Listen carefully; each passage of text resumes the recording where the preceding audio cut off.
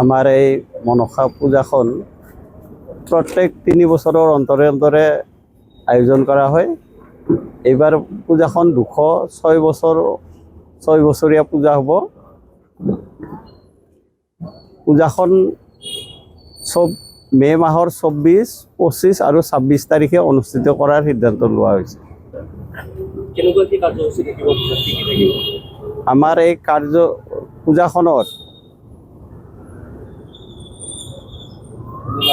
প্ৰথম দিনাখন আমাৰ স্মৃতি গ্ৰন্থ উন্মোচন হ'ব।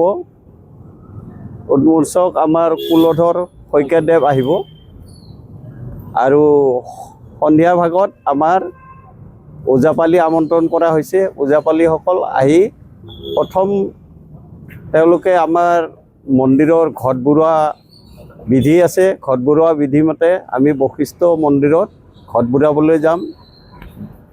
তাৰপিছত আমাৰ প্ৰতিমা বৰণ আছে।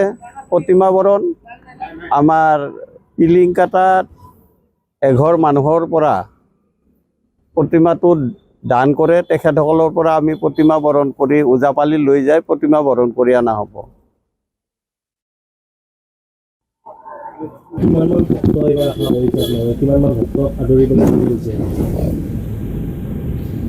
আমাৰ এই অঞ্চলত এতিয়া বিভিন্ন জাতি জনগোষ্ঠীৰ মানুহে ভৰ্তি হৈ আছে। যদিও আমি আমাৰ কাৰ্বি সমাজৰ মানুহ আছে, গোটেইখিনি মানুহৰ লগতে মোটামুটি 10,000 মান মানুহ আমি আমাৰ ডেইলি ধৰক মানে উপস্থিতিটো আমি কামনাও কৰিছোঁ।